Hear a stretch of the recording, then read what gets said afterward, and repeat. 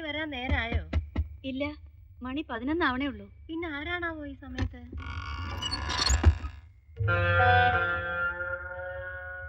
എന്താ പറ്റിയത്? കച്ചേരി നടന്നില്ലേ?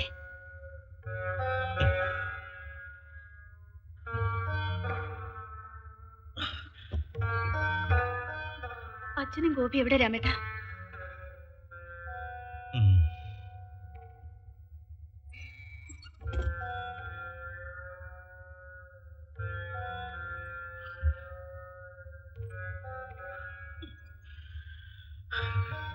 എന്താ ഉണ്ടായി? അവരൊക്കെ എവിടെ രാമേട്ട? രാമ, ഒന്ന് പറയ്, എന്റെ മോൻ എന്താ പറ്റിയേ? അമ്മയുടെ മോനൊന്നും പറ്റിയിട്ടില്ല. അവനിപ്പോ പാടി തകർക്കമുണ്ടാവും. അപ്പോ ഇന്ന് നീ എന്താ പാടാതിരുന്നേ? എനിക്കൊന്നും മനസ്സിലാവണില്ല. ഞാൻ തോറ്റുപോയി. എല്ലാരും കൂടെ എന്നെ തോൽപ്പിച്ചു. രാമേട്ടൻ കുടിച്ചു അല്ലേ? ചതിയിൽപ്പെട്ടുപോയി. വാക്ക് പാലിക്കാൻ രാമേട്ടന് പറ്റിയില്ല.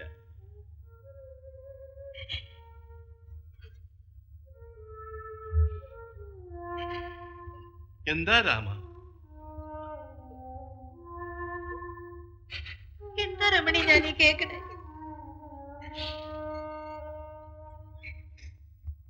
അയ്യന്നൂർ ദേവനാരായണൻ നമ്പൂതിരിയുടെ മകന കുടിക്കുക, എന്നിട്ട് കച്ചേരി പാടാൻ പറ്റാതെ ആളുകൾ കൂക്കി വിളിക്കുക.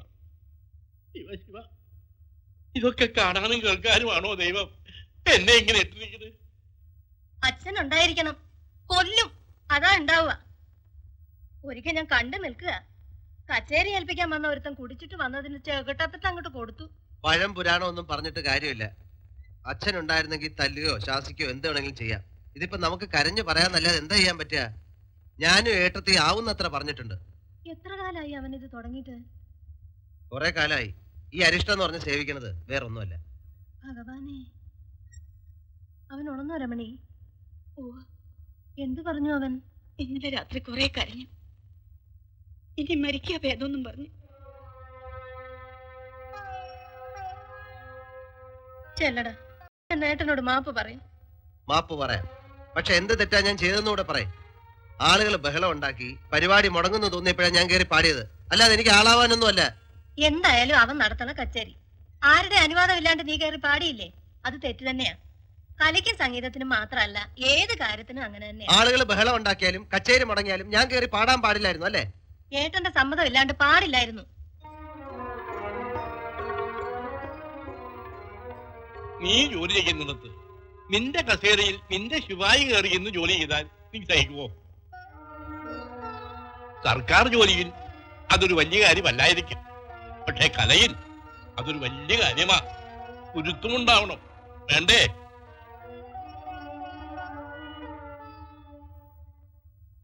ഏട്ടാ,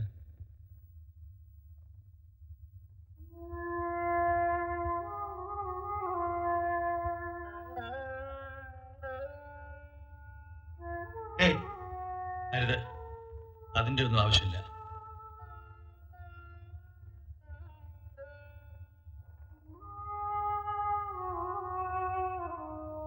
ഇന്നലെ കച്ചേരി ഗംഭീരമായിരുന്നു എന്ന് കേട്ടു.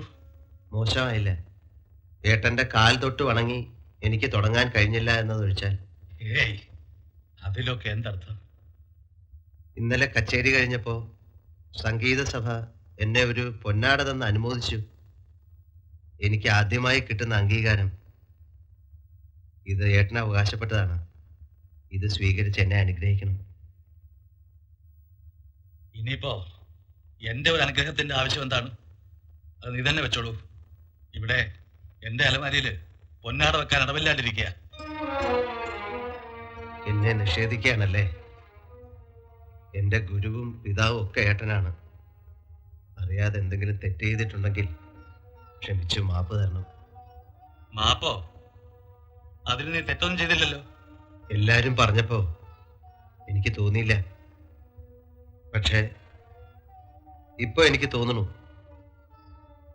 ആളുകൾ ബഹളം വെച്ചപ്പോ ഏട്ടന്റെ താളവും ശ്രുതിയും പിഴയ്ക്കണത് കണ്ട് സഹിക്കാൻ പറ്റാതെ വന്നപ്പോ ഞാൻ പാടിപ്പോയതാണ്. നന്നായി. അവസരം പാഴാക്കാതിരുന്നത് വളരെ നന്നായി. അവനെ വിജയമുള്ളൂ, അത് തെറ്റല്ല. പണ്ട് കുരുക്ഷേത്ര യുദ്ധം നടക്കുമ്പോ വില്ലും ശരവും താഴെ വെച്ച് മണ്ണിൽ പൂണ്ടുപോയ രഥചക്രം ഉയർത്തുന്ന കർണനെ ചൂണ്ടി കൃഷ്ണൻ പറഞ്ഞു, ദാ ഇതാണ് അവസരം.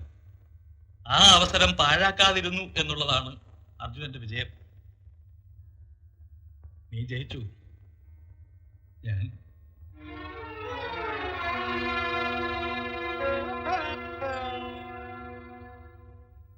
ഞാനിപ്പോ ഇതിലെന്ത് പറയുന്നു?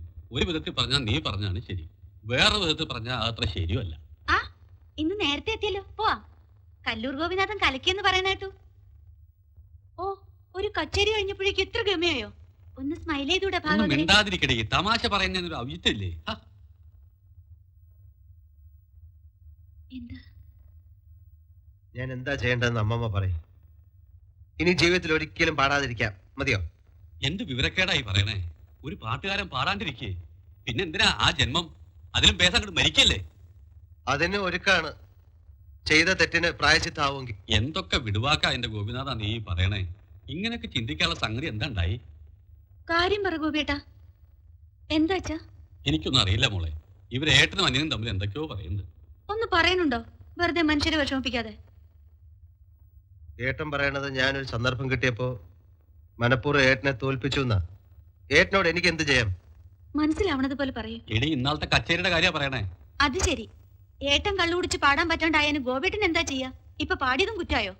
ഞാനും അത് തന്നെയാ പറയണേ. കള്ളു കുടിച്ചു കുടിച്ച് കുടിയന്മാരുടെ സ്വഭാവം ആയിട്ടുണ്ടാവും. വേണ്ടാത്ത ചിന്തിക്കുക, പ്രവർത്തിക്കുക. ആ തെങ്ങേറാൻ വരണ വേലായുധന്റെ സ്വഭാവം അറിയില്ലേ? വൈകുന്നേരം ആവുമ്പോ കുടിയും കഴിഞ്ഞെന്ന് ആ കാത്തൂനെ എടുത്തിട്ടിരിക്കും. ഓരോ ദിവസം ഓരോ കാരണം ഉണ്ടാവും. എനിക്കെന്റെ മോടെ കാര്യം ആലോചിക്കുമ്പോഴാ. ഒന്ന് അകത്ത് പോണ്ടോ? ഒരു ഉദാഹരണം പറയണതേ, തെങ്ങുകയറ്റക്കാരൻ വേലായുധൻ. സാധാരണ പെണ്ണുങ്ങൾക്ക് ഇത്രയെങ്കിലും ബോധം ഉണ്ടാവും. അല്ല, ഇവളുടെ തലയിൽ മുഴുവൻ കളിമണ്ണ. കളിമണ്ണെങ്കിൽ കളിമണ്ണ്. ബോധമുള്ളവർ പറയാൻ പ്രവർത്തിക്കാൻ ചെയ്യണുണ്ടല്ലേ? ഇതൊന്നും സാരാക്കണ്ട. തന്നേക്കാൾ കേമനായി ഒരാൾ വരുമ്പോ എല്ലാവർക്കും തോന്നും. അതിന് ഞാൻ അത്ര വലിയ കേമനൊന്നും അല്ലല്ലോ. നീ ഏട്ടനേക്കാളും അച്ഛനേക്കാളും വലിയ ആളാവും, എനിക്ക് നല്ല ഉറപ്പാ. ഏട്ടൻ അതിൽ സന്തോഷിക്കല്ലേ അച്ഛാ വേണ്ടത്? സന്തോഷിക്കും. രാമൻ അങ്ങനെ ചെയ്യാൻ പറ്റൂ, എനിക്കറിയാം. നീ സമാധാനമായിട്ട് ജോലിക്ക് പോകും. എനിക്കൊരു തെറ്റ് പറ്റി. ഇനി അത് പറഞ്ഞ് എന്നെ ഇങ്ങനെ വിഷമിപ്പിച്ചാൽ തെറ്റ് ശരിയാവോ? ഇനി ഇങ്ങനെ ഉണ്ടാവരുതെന്നേ പറയണുള്ളൂ. മനസ്സിലായി. അറിഞ്ഞോണ്ട് ആരെങ്കിലും തെറ്റ് ചെയ്യുവോ? പറ്റിപ്പോയി, എല്ലാരും ക്ഷമിക്കുക. ഇത് ഞാൻ തിരുത്തും, പോരെ? അത് മതി. തെറ്റുപറ്റാത്ത മനുഷ്യനില്ലല്ലോ. അതുപോലെ ഗോപിനാഥനും ആകെ വിഷമത്തിലാ. അവനെ നീ വേദനിപ്പിക്കരുത്. എന്റെ വേദന കാണാൻ ഇവിടെ ആരും ഇല്ലേ? ഓരോ നിമിഷവും ഞാൻ എരിഞ്ഞു കീറുക. പുറത്തൊരാളെ കാണാൻ വയ്യ. ആളുകളുടെ ചോദ്യങ്ങൾക്ക് ഉത്തരം പറയണം. അവനത് വേണോ? അവൻ നിന്നെ മോശക്കാരനാക്കാൻ വേണ്ടി പാടിയതല്ല, നാട്ടുകാരുടെ ഇടയിൽ നിന്ന് രക്ഷപ്പെട്ടത്. അതുകൊണ്ടാ ഞാനും പ്രോത്സാഹിപ്പിക്കണ്ടായി. അതിലൊരു പരാതിയില്ല. എന്നെ രക്ഷിച്ചൂലോ, ഭാഗ്യം. അവൻ അതുകൊണ്ട് നേട്ടമല്ലാണ്ട് നഷ്ടമൊന്നും ഉണ്ടായിട്ടില്ല. അവൻ വളർന്ന് വളർന്ന് അച്ഛനേക്കാൾ വലിയ ആളാവട്ടെ. എന്നാലും അവൻ മാപ്പ് പറയാൻ ഇപ്പൊ സംസാരിക്കേണ്ട വിഷയമൊന്നും അല്ല. രാധയുടെ കല്യാണത്തിന് ഇനി അധികം ദിവസങ്ങളില്ല. അത് ഭംഗിയായിട്ട് നടത്തുക. അതെ, അതെല്ലാവരും കൂടി കേമാക്കുക. നീലണ്ടാ, ആ ഭാഗത്തൊരു പട്ടിക ദ്രവിച്ചിരിക്കുന്നുണ്ട്. അതൊരു ആശാരി വിളിച്ചു മാറ്റണം. ശരി. ഈ പൊട്ടിയതും പൊളിഞ്ഞൊക്കെ തേച്ചിട്ട് വേണം വെള്ള പൂശാൻ. ആകെ നോക്കിയിട്ട് കുമ്മാ എത്ര പെയിന്റ് എത്ര എന്ന് പറഞ്ഞാൽ മതി. ഇന്നോ നാളെ വാങ്ങിക്കാം. പണി നേരത്തെ തുടങ്ങിക്കോ. ഇനി 3 മണിക്കൂർ കിടന്ന് വെപ്രാളം കാണിക്കണ്ട. ചെല്ലേ. രാധേ, അമ്മാമ്മയ്ക്ക് എന്തെങ്കിലും കുടിക്കാൻ കൊണ്ടുവരാൻ പറയൂ അമ്മോട്. ശരി. പി ഗോവിന്ദൻ. പി ഗോവിന്ദൻ. ശ്രീനിലയം. രാമനാട്ടുകര. രാമനാട്ടുകര.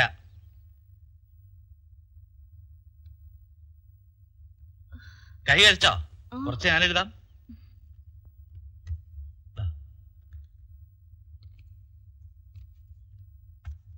മുകുന്ദൻ മേനോൻ. മുകുന്ദൻ മേനോൻ.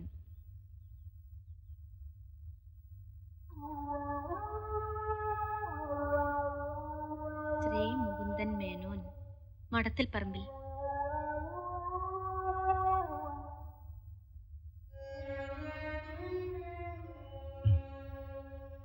ഒരു ബലക്കുറവ് കഴിക്കാതിരുന്നിട്ടാ. പത്രക്കാരെ നന്നായിട്ട് മണിയടിച്ചു അല്ലേ? കലക്കി എഴുതിയിട്ടുണ്ടല്ലോ. പറഞ്ഞു കേട്ടു.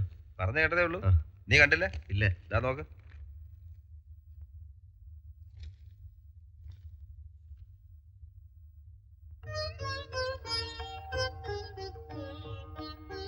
നീ ആദ്യമായിട്ട് കച്ചേരി നടത്തിയിട്ട് എന്നെ അറിയിച്ചില്ലല്ലോടാ. ഏതായാലും അരങ്ങേറ്റം കസറിയല്ലോ, അത് മതി. അരങ്ങേറ്റമായിരുന്നില്ല, അതൊരു അബദ്ധമായിരുന്നു. അബദ്ധം? അതെ, ഏട്ടൻ പാടേണ്ട കച്ചേരിയാ. ഏട്ടൻ ഇടയ്ക്കിടെ മദ്യം കഴിക്കുന്ന ശീലമുണ്ട്, ഞാൻ പറഞ്ഞിട്ടുണ്ടല്ലോ. അതിത്തിരി കൂടിപ്പോയി. പാടിയിട്ട് ശരിയാവാണ്ട് ആളുകൾ ബഹളം വെച്ചപ്പോൾ ഞാൻ കയറി പാടിയതാ. ഏട്ടന് വലിയ വിഷമായി. ഞാൻ മനഃപൂർവ്വം അവസരം കിട്ടിയത് മുതലാക്കിയെന്ന ഏട്ടൻ പറയണേ. നിന്റെ ഏട്ടൻ ആള് കൊള്ളാമല്ലോ. ഒരു തരം കോംപ്ലക്സ് ആയത്. എല്ലാറ്റിനും ഒരു കാലമുണ്ട്. എന്നും സിംഹാസനത്തിൽ ഇരിക്കാൻ ആർക്കും പറ്റില്ല. ഒരിക്കൽ ഒഴിഞ്ഞു കൊടുക്കണം. കാലം കഴിഞ്ഞപ്പോ ഒരു കാരണമായിട്ട് മദ്യം വന്നേ ഉള്ളൂ. ഇക്കാര്യത്തിൽ വിഷമിച്ച് നിന്റെ ഭാവി കളയരുത് കേട്ടോ. എൻ്റെ ഭാവിയേക്കാൾ വലുതാണ് സാർ എനിക്കെൻ്റെ ഏട്ടൻ. സംഗീതത്തിൻ്റെ ആദ്യ സ്വരങ്ങൾ എനിക്ക് ചൊല്ലിത്തന്നത് ഏട്ടനാണ്. ഗോപിനാഥനെ ഈ പത്രക്കാർ പറയുന്ന കല്ലൂർ ഗോപിനാഥനാക്കിയത് ഏട്ടനാണ്. ഏട്ടൻ്റെ പിന്നിൽ തമ്പുരുവില് ശ്രുതി ഇട്ടിരുന്നാൽ മതി എനിക്ക്.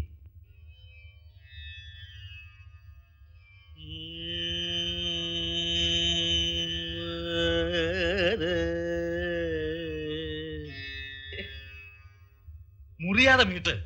അവിടുന്ന് കുഞ്ഞുണ്ണിയെ ബുദ്ധിമുട്ടിക്കുകയാണ്. എന്താ വയ്യേ? എന്നും ഇങ്ങനെ ജീരോളം തിളപ്പിച്ചു എടുത്തു കൊടുത്തും ബാല്യകാലത്ത് നടന്നാ മതിയോ? രണ്ടു ദിവസം ശീലിച്ചൊക്കെ ശരിയാവും. ശരിയാവാഞ്ഞിട്ടല്ല, പിന്നെ മനസ്സിനൊരു പ്രയാസം. നമ്മുടെ ഗോപിനാഥൻ. എന്റെ മനസ്സിന്റെ പ്രയാസമൊന്നും തനിക്കില്ലല്ലോ. ഉവ്വോ?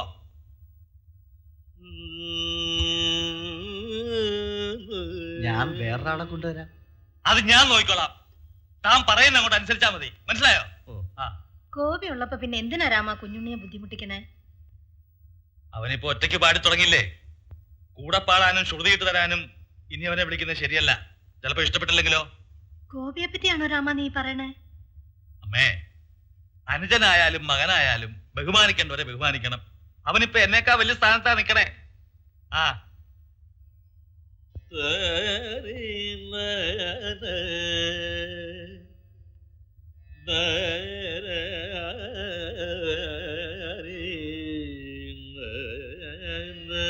സംഗീതം അടുത്തുകൂടെ പോവാത്തവരാ തമ്പുരു വിട്ടണേ.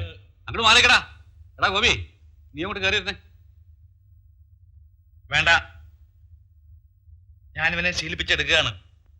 ഇനിയും വല്ല കച്ചേരിയും കിട്ടുകയാണെങ്കിൽ വയറ്റിപ്പഴപ്പ് നടക്കണമല്ലോ. എന്നെ ഒഴിവാക്കുകയാണ് അല്ലേ? അങ്ങനെയൊന്നും കരുതണ്ട. തനിക്ക് ഇനിയും ധാരാളം കച്ചേരികൾ കിട്ടും.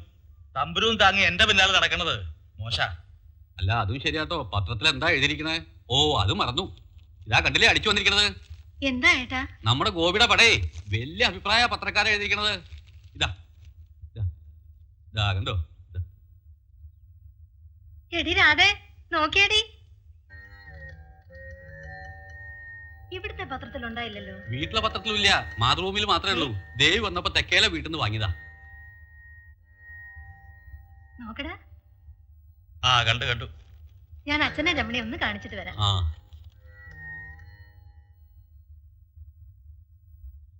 ഇക്കാലത്ത് പ്രസിദ്ധി ഉണ്ടാക്കിയെടുക്കാൻ ബുദ്ധിമുട്ടൊന്നുമില്ല. പക്ഷെ അനർഹമായ പ്രശംസ വളർച്ച മുരടിപ്പിക്കുകയുള്ളൂ. അത് ഓർമ്മയുണ്ടായാൽ നന്ന്.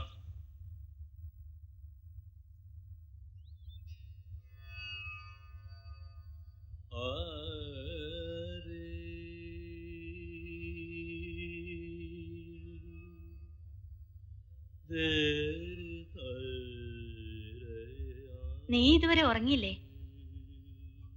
ചുക്ക് കാപ്പി വേണോ? വേണ്ട. കുഞ്ഞുണ്ണിക്ക് ഉറക്കം വരണമെന്ന് പറഞ്ഞു. എടുത്തേ. ആ. കുഞ്ഞുണ്ണി ശ്രുതിയിടാൻ വേഗം പഠിച്ചു അല്ലേ? ഇത്രയ്ക്ക് വെറുക്കാൻ ഞാൻ അത്ര വലിയ തെറ്റാണോ ചെയ്തത്? നീ തെറ്റ് ചെയ്തെന്ന് തോന്നുന്നുണ്ടോ? എല്ലാരും പറയണത് അങ്ങനെയല്ലേ? എല്ലാവരുടെയും കൂട്ടത്തിൽ ഏട്ടത്തിപ്പെടുത്തണ്ട. ഏട്ടത്തി നിനക്ക് വേണ്ടി രാമേട്ടനോട് പറഞ്ഞില്ലെന്ന് വിചാരിക്കണ്ട. പറഞ്ഞു. മനസ്സിലാവണ്ടേ? മദ്യത്തിന് മനുഷ്യരുടെ മനസ്സ് മാറ്റാനും പറ്റുമല്ലേ? ഒരു വിധത്തിൽ ഇങ്ങനെയൊക്കെ സംഭവിച്ചത് ഭാഗ്യമാണ്. രാമേട്ടന് വാശിയുണ്ട്, സൽപ്പേര് വീണ്ടെടുക്കണമെന്ന്. ഇപ്പൊ ഒട്ടും കുടിക്കണില്ല, സാധകം ചെയ്യുന്നുണ്ട്. മുൻപ് ശബ്ദത്തിനൊക്കെ ഒരു വിറയലുണ്ടായിരുന്നില്ലേ? അതിപ്പോ കുറഞ്ഞിട്ടുണ്ട്. നന്നായി. എന്നെ വെറുത്തോട്ടെ, സാരില്ല. ത്യാഗരാജോത്സവത്തിന് ഏട്ടൻ പാടി തകർക്കണ കണ്ടാ മതി.